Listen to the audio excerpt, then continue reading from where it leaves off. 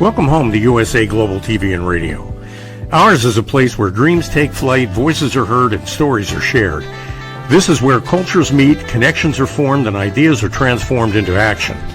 This is your destination for authentic storytelling, diverse perspectives, and meaningful conversations.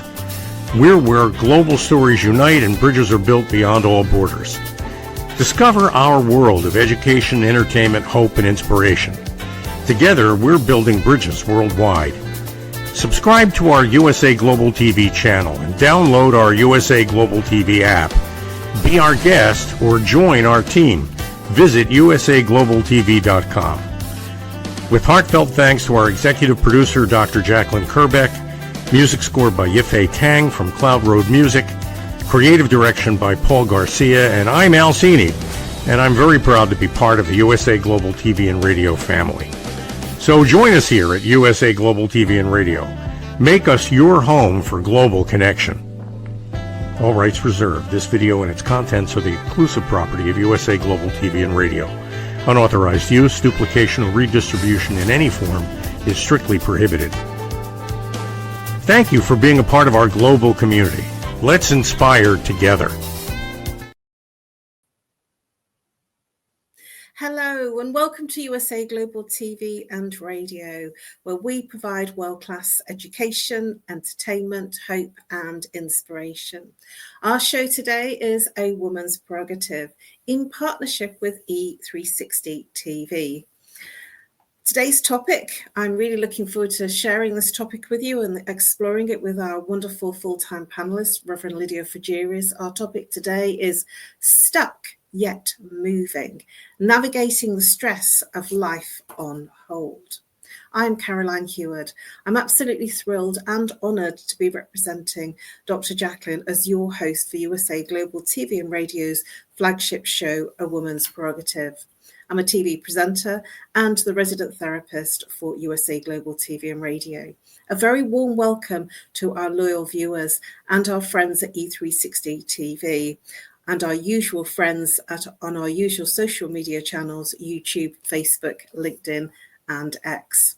Dr. Jacalyn, who's the founder and executive producer of this channel, she has been recently awarded the coveted Silver YouTube Creator Award for achieving over 106,000 YouTube subscribers. We have over 106,000 YouTube subscribers on the first channel, and on our second channel, over 36,000 subscribers. Thank you to all of our subscribers.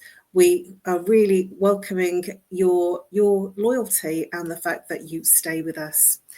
Tonight's show, we are joined by a full-time panelist, our wonderful Reverend Lydia Fujiris, and she comes from Canada. She is a TV presenter in her own right. She has her own show, and she might tell you a little bit more about that when she comes up. She is an author, and she is bilingual self-help author. She's a registered nurse, a holistic nurse. She's also an intuitive and spiritual healer. She invented Miracle Mist, which is patent pending, and she is an advocate for free rights. Please welcome our wonderful full-time panelist, Reverend Lydia Fujiris. Hello, it's nice to be here. It's wonderful always to share this platform with you and this space, because we have some very interesting explorations and conversations. Please do share with our viewers, Reverend Lydia, a little bit about what you do. Well, what I do is that I help with immigration. I do help people integrate Canada. And as a spiritual healer and a reverend, I help people that have problems with love connection, breakups, whatever, to understand what goes wrong and actually get over a problem that has to do with love and find love again, because it is possible. So I do help people. I have invented a new incense, actually, that is called the Perfect Mate incense, and it does help a lot. So I do pretty much work with chakras and with crystal bowls. So I celebrate weddings. So that is why I'm so much into love.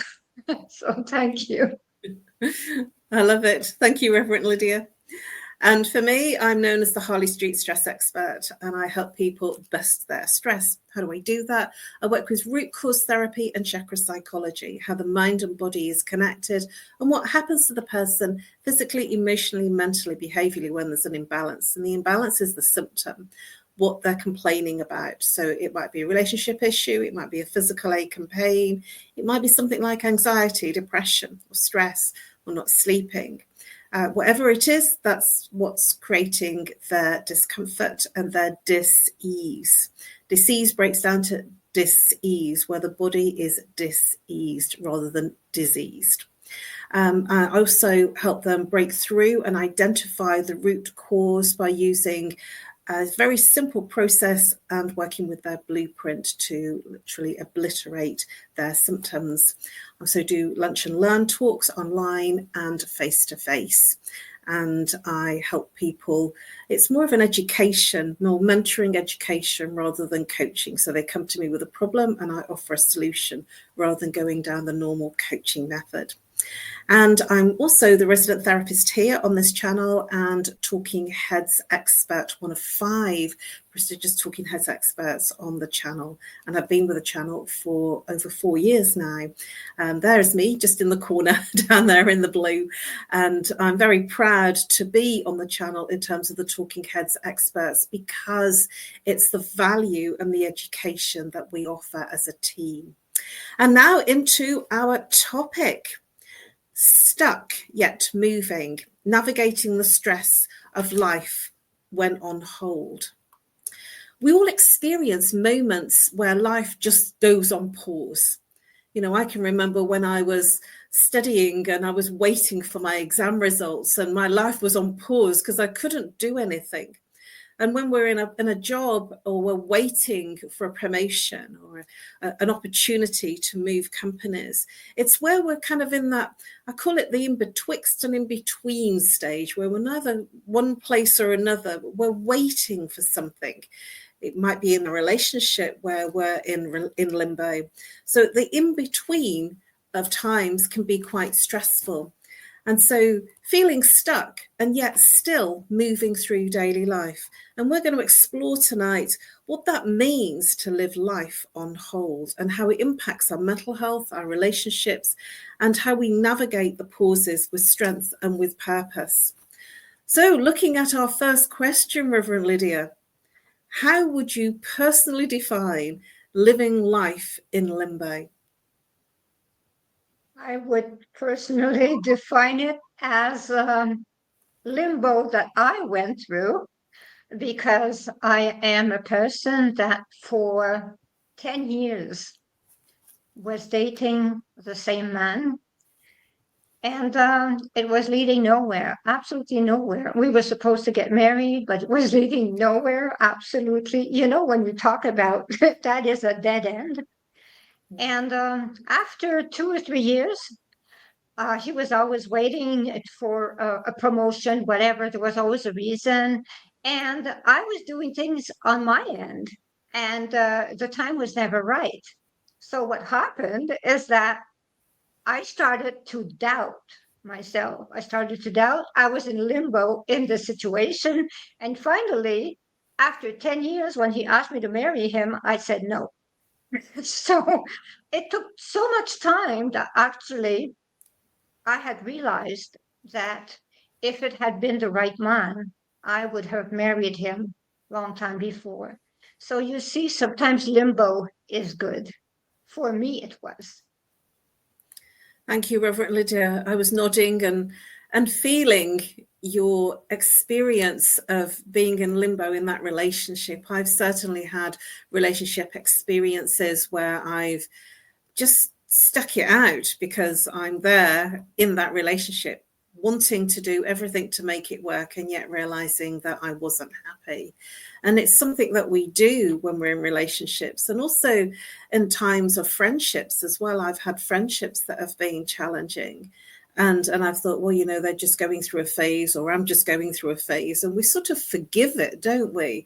We kind of skirt past it and we make excuses. Oh, well, they're just having an off day. They're just having, sort of a bad time. And I feel that if we're in that relationship or partnership, we forgive a lot in that space of limbo, even though we know inside that we're not happy.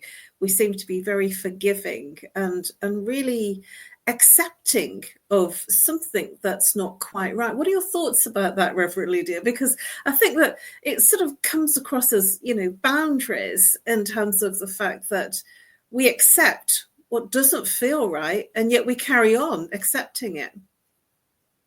You are absolutely right, because I was carrying the relationship. I was carrying the relationship on my shoulders.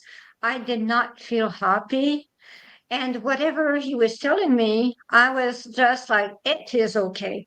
And when I always say it is okay, that means it is not okay. So if I always say everything is fine, the danger side of me is if I say it is fine, it is not fine. So someone has to know me. So I always say it is fine. And when I decide not to go to the bottom of the problem, it is because it is not fine. And I have come to not even care about the problem. I do not want to take care of the problem. It's not important to me anymore. So that is the kind of person I am. Thank you very, Reverend Lydia, for your incredible insight there and very personal share. I must admit, it's a very British-ism, and I only thought that the British do it, saying things like "I'm fine" when really they're not. So it must be a Canadian thing as well to say "I'm fine," because when somebody says in England, particularly "I'm fine," they really mean that they're not okay, and to say I'm fine is almost that like quick flip expression to sort of move on to the next subject. It's a flippant response. I'm fine, and I noticed it a lot with family, that sort of that Britishism of, it's what I would call the knee-jerk reaction to say I'm fine. When you ask somebody, I kind of say 3 times. You ask them the second time, they go, "Yeah, I'm all right." And then you ask them the third time, you go, "No, I'm not all right." And everything pours out. Sort of, I didn't realize how close the British were with the Canadians in terms of the fact that we will say I'm fine when we're clearly not.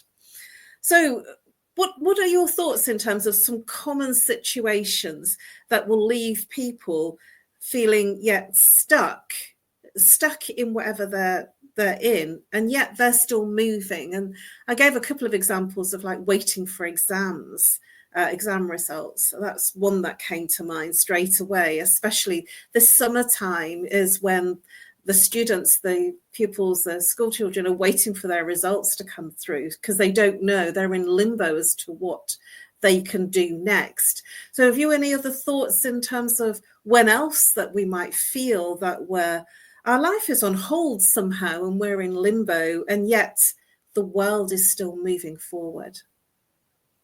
Exactly. But just like we write books. We write books. What do? We wait to see how it will do, how our books will work, how many people will reach, will understand our subject or understand what we are talking about. So we are also, Dr. Jacalyn also suggests waiting for medical diagnosis. That is very, very important. As a nurse, I saw people that went into very serious nervous breakdowns because the wait was too long to actually get the diagnosis. They were so uncertain of what was going on. They were fine in the end, but they went through a nervous breakdown because what was happening is that the result was too long to get. So even if they were not sick, just the thought of being sick made them sick. So waiting is difficult and can take a toll on someone's health. I'm quite in agreement with you there, Reverend Lydia, in terms of that not knowing. It's the not knowing that makes us feel very, very uncomfortable. And it could be that it's a result, as you say, that isn't terrible. Then it also could be a result that is life-changing, and it is that the diagnosis comes back, that especially for a terminal illness, and they're hoping that medication will work and it doesn't work, it then puts the person who has the sickness and their family into almost a second bout of living grief, that they're trying to cope with initially what they were told, and then again now they know it's terminal and there's only a short time to live. It can be very detrimental on the whole family and the people that are close in terms of the care of that family member, and siblings, parents, anybody, best friends, anybody that's around them. And the other thing that Dr. Jacalyn mentioned in the private chat and backstage is waiting to sell a house. I certainly have had experience of waiting for solicitors' letters to go backwards and forwards, and waiting for the seller, waiting for the buyer to come back with all the paperwork. And that was indeed extremely stressful, because I thought I was moving and I didn't move until a month later. I almost thought that it was not going to happen. What are your thoughts on that, Reverend Lydia? Because we're old enough to have moved and to have had diagnoses and experiences of things being okay and things not being okay, and the pressure is just horrendous. What are your thoughts about the selling and buying of a house? Because I literally had to sell and buy at the same time. That was extremely stressful in terms of I was in limbo. I couldn't pack, and I didn't know what I was doing. Well, I understand, because when I sold my house after my divorce, I sold my house, and I was so tired of waiting to sell my house because it was not selling. I was so tired that I sold for a minimal price. I was just fed up. That is all. I said, give me whatever I want it sold. That is all. So I sold it for the price of the mortgage. I did not even want a profit. I wanted to get rid of the house. That was the only solution for me, getting rid of the house and moving on. So instead of wanting to make a profit, I wanted to move on.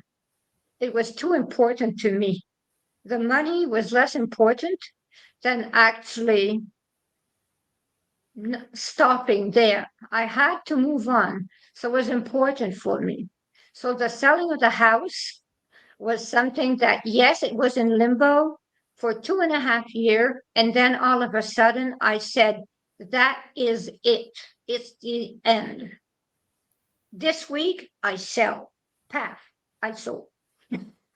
Wow, I can so empathize with you on being in limbo with selling a house, and I took a hit on the price. I lost a lot of money. I did make a reasonable profit to buy and become mortgage free, but I did lose a lot of money just by sitting and waiting, and the market prices were coming down at the time that I was selling. And I had sounds like a very similar experience to you, where I was just waiting and I was saying goodbye, then I was still there. It was a very strange feeling of knowing that I was leaving London, but actually still being in London. And people were saying to me, I thought you were selling up. I thought you were leaving. And it was very difficult, because I had one foot in one camp and another somewhere else, and I wasn't one place or the other. Well, now we have reached our commercial break. Can you believe it? That was very quick. So we're just going to break for a very short commercial break. Please come back and join us, where we continue to explore stuck yet moving, navigating the stress of life on hold. I will see you very shortly. Ever dreamed of hosting your own TV show, sharing your story with a global audience? Now's your chance to shine. At USA Global TV and Radio, we make it easy for you to create, host and broadcast your very own TV show. Whether you're a storyteller, entrepreneur or industry expert, we help you bring your vision to life. With our exclusive interview, live streaming and podcasting training, you'll gain the skills and confidence to captivate your audience. Our global platform ensures your voice is heard worldwide. Join our community of creators who are already making an impact, one show at a time. Step into the spotlight. Host your own TV show on USA Global TV and Radio. Book your discovery call today at usaglobaltv.com. Copyright 2025 USA Global TV and Radio. All rights reserved. Terms and conditions apply. To learn more, visit usaglobaltv.com.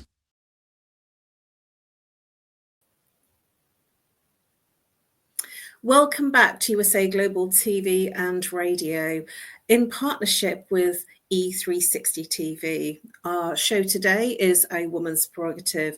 If you're here on the live or the replay, welcome back after our short commercial break. We have been exploring, and we have our full-time panelist, Reverend Lydia Fujiris from Canada, and we've been exploring Stuck Yet Moving, navigating the stress of life on hold. So let's welcome back our wonderful Reverend Lydia, our full-time panelist, and exploring further. We've had a riveting conversation just before the break, and I really want to dig deep and dive into the effects of the mental health effects on our relationships and our health in terms of waiting and that stressful experience of not knowing. And Dr. Jacalyn, in the private chat, she mentioned a couple of other instances, such as a big pitch going really well or a job offer going really well, and then you're waiting to hear.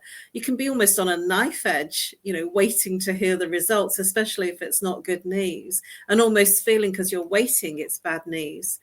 So how does being in limbo affect our mental health and our emotional intelligence and resilience? Well, it does, because we can become depressed. Sometimes we can become very depressed. Dr. Jacalyn was sharing with us, so we are really lucky because she shares a lot of things with us, and we are very, very lucky. She was talking about living paycheck to paycheck. Okay, at our age, we do not live paycheck to paycheck anymore, but when we are young, it does happen, unless we have a millionaire daddy or mommy. But the thing is that when we are young and live paycheck to paycheck and have children, it is very difficult and takes a toll on us. I remember when I was working 10 days in a row, I would work 9 days, 16 hours a day to get a decent paycheck, because I was the one that was bringing the most money in the house. So I was doing that twice a month. So 18 days of 16 hours a day, all the time, plus raising 2 children, going to school, and having 2 jobs. So living paycheck to paycheck is extremely difficult and takes a toll on anyone, including the family members.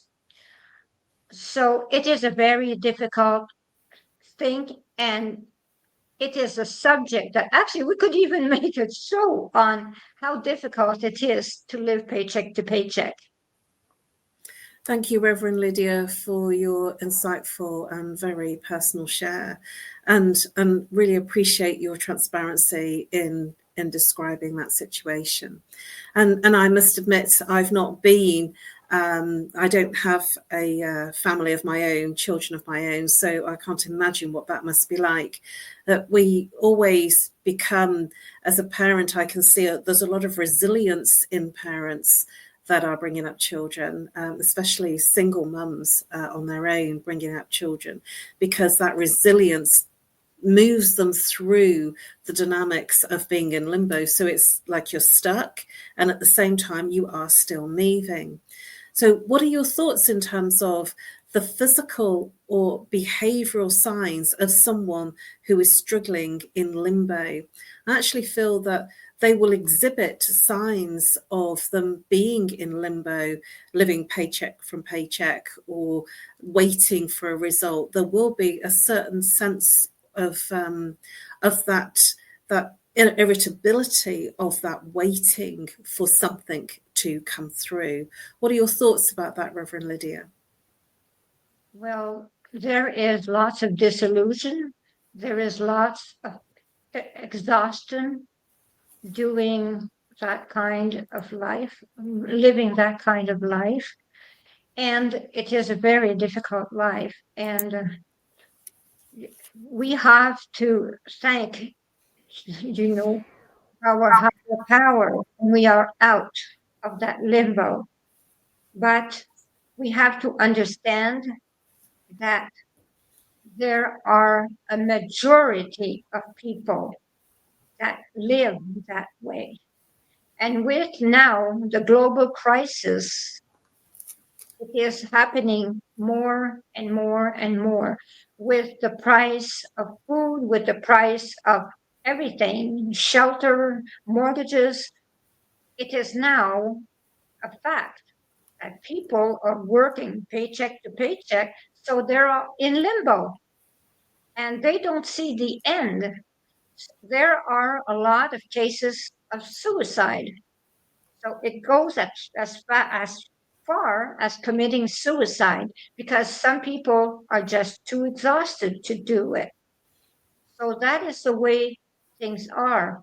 And you and me, we see those people, and we have to listen very well to them, because it is not by offering a solution to them that we will help them. It is by listening to them, by knowing what they need to. They do not need to hear us. They need for us to hear them, hear their message, and find their own solution where it is possible, because we do not live their life. Thank you, Reverend Lydia. Some very insightful shares there. And you're absolutely right. Looking at strategies and ways to navigate through that living life on hold is crucial to explore within this particular show, because we've explored some of the very deep-rooted situations that people will live their life on hold, either themselves, something's happening with themselves or with family or with their loved ones.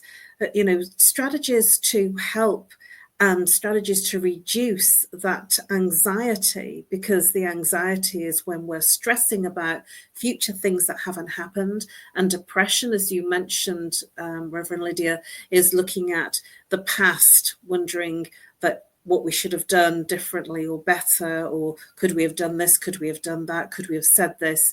And my thoughts are that you can't, and it doesn't work if you stress and you focus on things that are out of your control. And so while you're in that in-between stage, to focus on things that you can control and that you can change. And a lot of that will be how you react and how you respond to situations. And sometimes it is about taking space, and sometimes it is about talking to someone that you trust.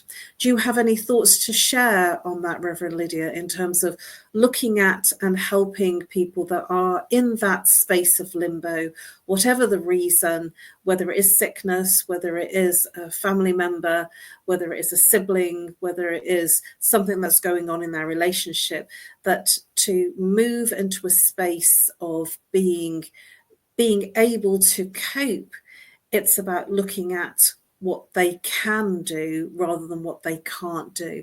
Can you share any thoughts in terms of other things that they might be able to look at to help them through while they're living in that space of being on hold? What they can do is get help, but not inside their circle. Because in their circle, most people are as stuck as them, or see the situation in a different way and will give them solutions that are not adapted to the problem. So I suggest that they see someone that knows about the problem, that can help them find their own solution. But the thing is that people have to know that it is not with friends, with family, or it is not with them that actually the problem will solve, because those people are part of the problem. So they have to look elsewhere. So that is when people like you and me come in and help, because we are people that we do not have an opinion.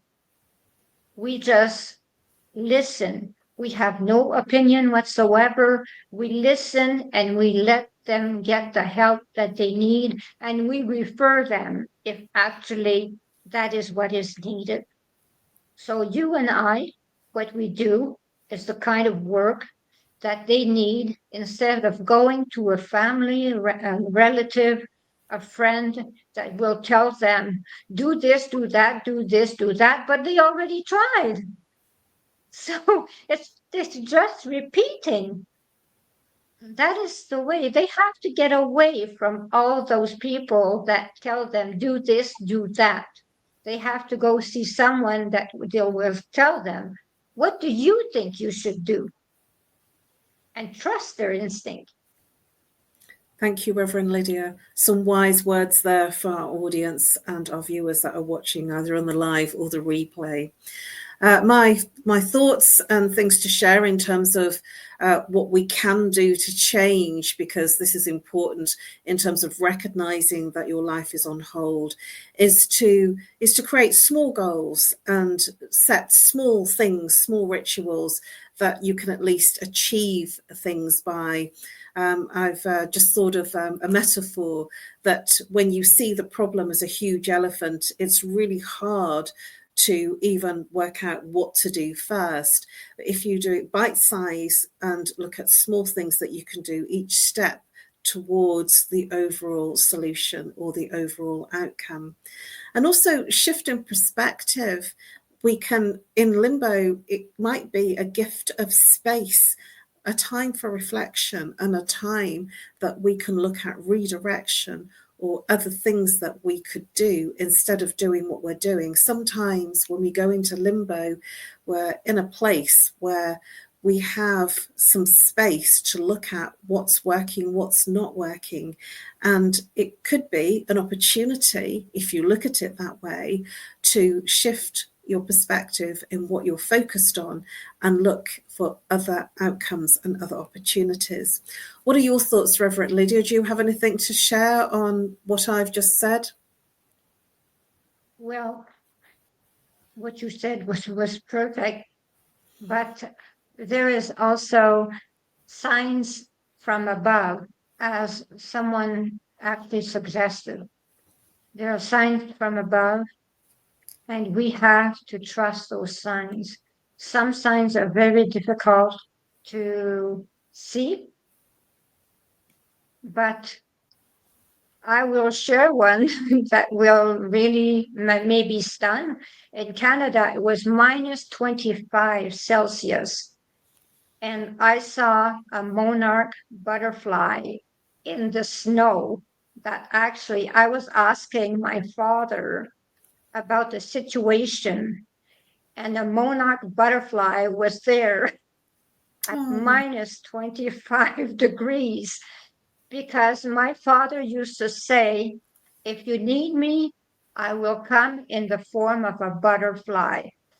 So my problem was solved. I had my sign.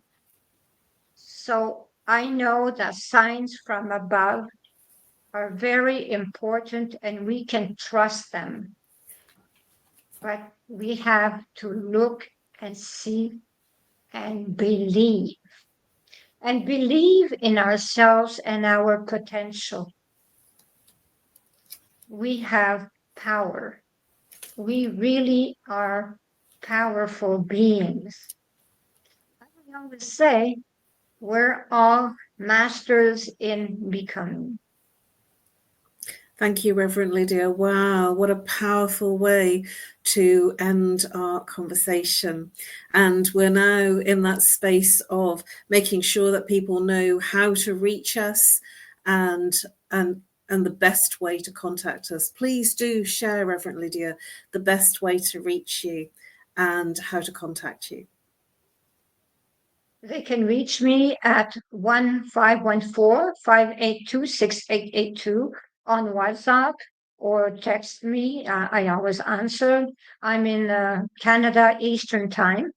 They can write to me at greatdivinemother@gmail.com, or I have my Facebook page, my personal Facebook page. I will answer, no problem.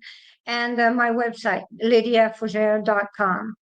They can actually also buy my books on Amazon, 111 Reflections for Thy Earth Odyssey. They are in French, English, and Spanish. I have tomes 1 and 2. Those are self-reflections for them to actually work on themselves. So thank you very much for sharing with me. Thank you, Reverend Lydia. Before we end, please do share with our viewers your next episode. Is it this week? I believe that you've got an episode on Wednesday. Please do share with our viewers your next episode, your second episode of your new show. Yes, my second episode actually is about love. So what I do is that I will explain to people how actually I can help mend a broken heart, how I do that, because I do work with the energy, so I help mend broken hearts. I will explain also everything about the perfect mate incense that I have created something like 12 years ago. And I will also talk about the miracle mist, because we always say it's patent pending, but I will explain the miracle mist that elevates situations. So I will explain in French, and there will be a translation on my show. So thank you very much. Wednesday at 2:00. Thank you very much, Reverend Lydia, and I wish you all the best for your second episode. It's wonderful that you're serving our French community in their native language. For me, I'm known as the Harley Street Stress Expert, and you can find me, you can email me on nomorestress@live.co.uk, or you can reach out and call me if you're international, +44. If you're local, 07523 120 189. You can follow me and connect with me on LinkedIn. Thank you very much, Dr. Jacalyn, in the background with all the whizzy effects, on LinkedIn and Facebook. And I answer any messages on LinkedIn and Facebook. And also, if you wish, you can drop a message on the YouTube video of this particular show. I offer a free initial consultation and a very, very competitively priced 1-hour introductory session. So in closing, life on hold doesn't mean life is over. Even in limbo, find some small steps, new perspectives, moments of connection will keep us moving forward. May we all remember the in-between can be a place, not just of waiting, but a place of transformation. While we wait for the change to happen, are we missing out on life that's here already? Today's topic, stuck yet moving, navigating the stress of life on hold. It is something that many of us experience in life at different times. I hope that we have given you some inspiration and some things that you can do that will help you moving forward when your life is on hold. Thank you very much for joining us. We look forward to seeing you next week on Monday, 2 p.m. Eastern Time and 7 p.m. British Summer Time. Please do download our app on USA Global TV and Radio and be part of the global family, bringing hope, education, inspiration through storytelling. Available on Amazon, Fire, Roku, Android, Apple TV, TikTok, X, and many, many more. Thank you so much to our wonderful full-time panelists, Reverend Lydia Frigeris, and our wonderful executive producer and owner of this beautiful channel, USA Global TV and Radio, Dr. Jacalyn Kerbeck. And thank you to all of our viewers that have joined us either on the live or the replay. Bye-bye for now, and stay tuned. Get ready to wear the brand that's changing the world of media. Introducing the official USA Global TV and Radio online store. From our TV show hosts to our incredible global guests, you asked, we delivered. Rep your appearance with pride. Whether you've been on air, hosted a show, or tuned in, we have something just for you. Visit us at usaglobaltvradioshoп.myspreadshop.com and start shopping today. Check back frequently. We're dropping fresh new designs all the time. Showcase your role in our global community. These designs celebrate your voice, your story, your presence. It's more than just merchandise. It's a movement of hope, inspiration, education, and elevated listening. Head to usaglobaltvradioshoп.myspreadshop.com. Your spotlight awaits. USA Global TV and Radio. Elevate your style. Elevate the world. Thank you, viewers and listeners of USA Global TV and Radio, for joining us today. We're honoured to have your time and attention as part of our global community. At USA Global TV and Radio, we believe in the power of authentic conversations, meaningful connections, and creating a world of possibilities together. Want to be part of something bigger? Join our team of elevated listeners at usaglobaltv.com, a space where your voice matters and your ability to listen transforms relationships. Stay connected with us across all our platforms for thought-provoking discussions, expert insights, and empowering stories. Subscribe to our channels at youtube.com/c/USA Global TV. Follow us on social media and explore the endless opportunities we're creating for growth, learning, and inspiration. Together, we're not just broadcasting. We're building bridges and changing lives one conversation at a time. For inquiries, contact us at info@usaglobaltv.com. Music by Johnny Dyes. Produced by Executive Producer and Director Dr. Jacalyn Kerbeck. Voiceover by Mike Porter. Creative Direction by Paul Garcia. All rights reserved. Copyright 2025. Visit usaglobaltv.com to view our full terms and conditions.